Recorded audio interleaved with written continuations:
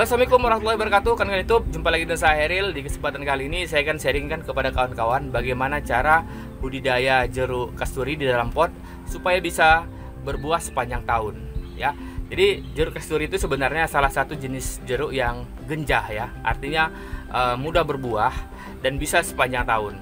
Cuman kadang-kadang ada jenis jeruk kasturi itu karena tidak diberikan perawatan yang intensif sehingga ada masa dia berhenti berbuah. Katakan misalnya setelah berbuah kemudian stop 2-3 bulan baru berbuah lagi. Nah, ini kita buat bagaimana supaya dia terus berbuah sepanjang tahun. Sebenarnya apapun itu, kalau nutrisinya mencukupi, maka mudah-mudahan akan bisa terus berproduksi ya. Jadi intinya kita harus berikan nutrisi yang dibutuhkan oleh tanaman.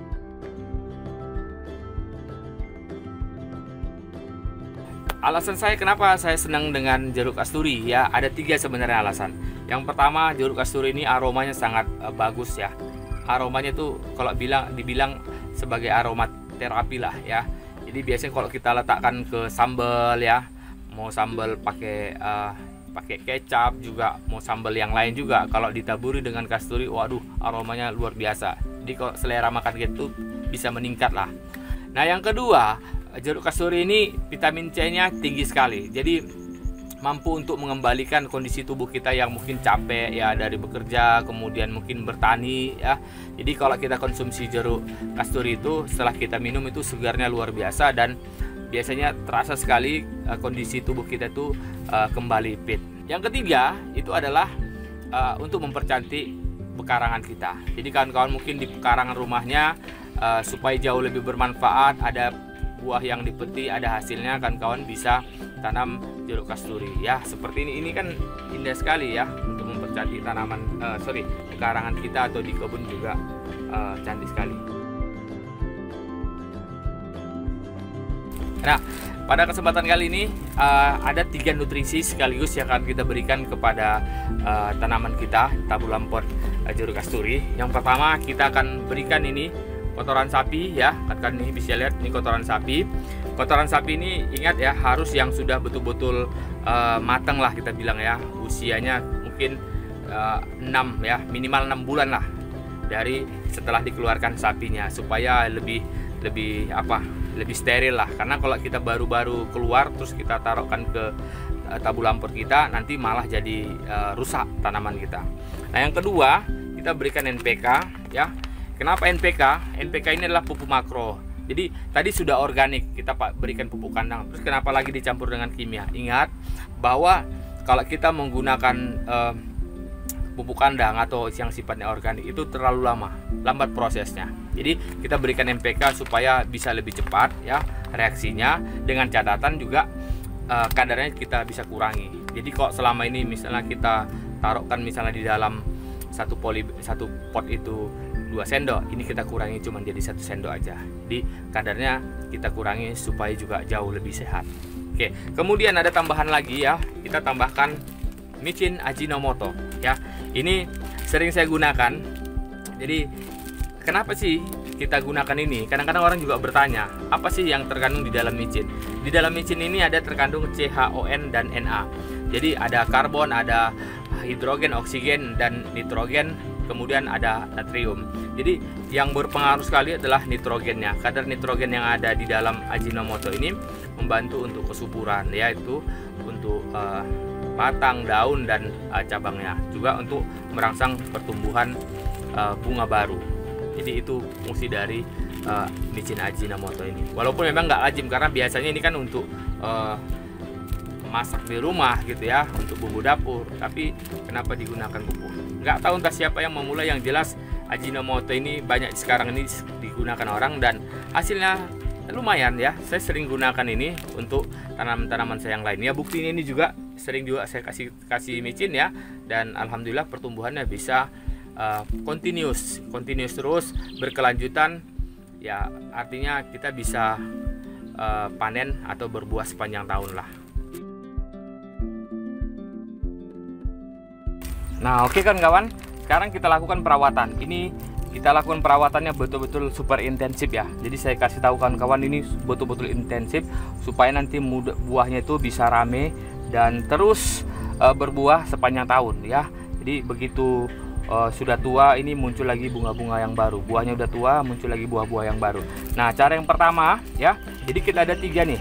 Ini pertama kita kasih nanti pupuk kandang ya. Ini kita pakai kotoran hewan, ini kotoran sapi. Kemudian kita tambahkan dengan NPK. Kemudian kita tambahkan juga dengan micin Ajinomoto. Jadi kita pakai yang ekstra kali ini. Nah, yang pertama yang kita berikan adalah ke media tanam. Media tanam ini memang harus kita berikan tambahan nutrisi dari pupuk kandang. Tujuannya apa? Supaya lebih organik ya. Jadi organik supaya bisa jauh lebih sehat dibandingkan misalnya kita hanya full sebanyak-banyaknya kita gunakan pupuk kimia. Jadi lebih bagus kita gunakan kotoran sapi seperti ini. Nah, kemudian udah setelah kita berikan kotoran sapi seperti ini, selanjutnya kita berikan lagi NPK. NPK ini untuk apa? Kebutuhan pupuk makro di dalam nutrisi ini harus kita berikan supaya reaksinya lebih cepat ya. Udah kita kasih memang kotoran sapi ya, tapi supaya bisa lebih cepat. Dan kadang-kadang gini, kebutuhan nutrisi yang ada di kotoran sapi ini artinya tidak maksimal, maka kita bisa berikan tambahan dari NPK ini. Nah, kadarnya juga karena kita sudah berikan kotoran sapi, kadarnya juga jangan terlalu banyak ya, biasanya paling 1 sendok ya, 1 sendok makan seperti ini kita tabur.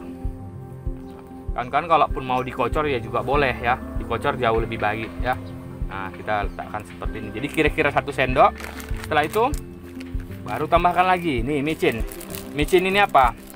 Ini kandungannya ada CHON dan Na ya. Jadi ada karbon, karbon, hidrogen, oksigen dan nitrogen, kemudian natrium.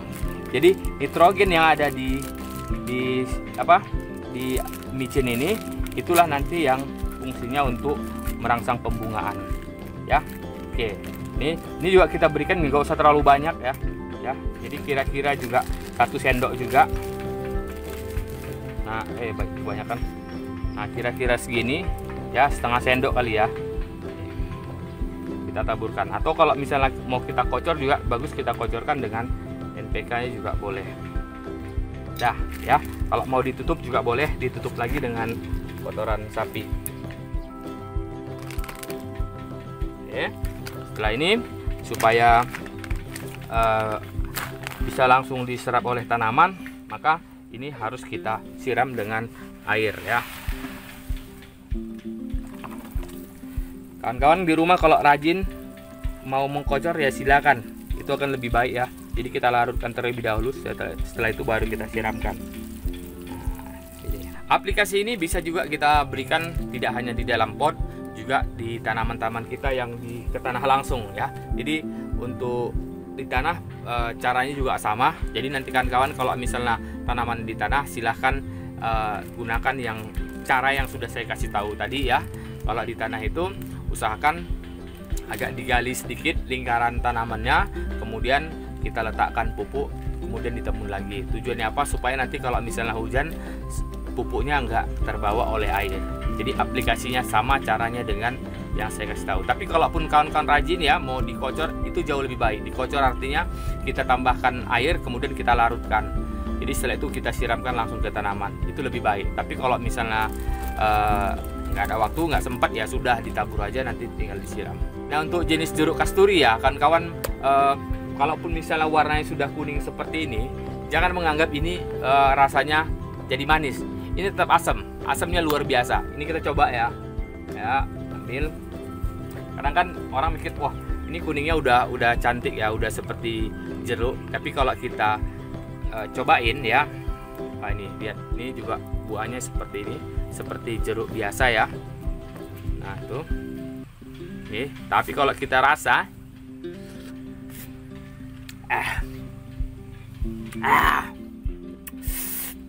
asamnya kuat sekali.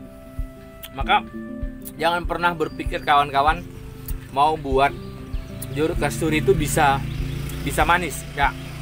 Kalau untuk jenis yang sampai kapanpun nggak bisa manis ya. Mau kita kasih KCl, mau dikasih sinar matahari full dari pagi sampai sore juga nggak akan bisa. Jadi karena memang fungsi jeruk kasturi itu kita ambil adalah aroma asamnya, bukan manisnya. Kalau mau manisnya kan kawan bisa beli jeruk manis di pasar. Seperti ini masih asam atau enggak ya, kita coba. Bismillahirrahmanirrahim.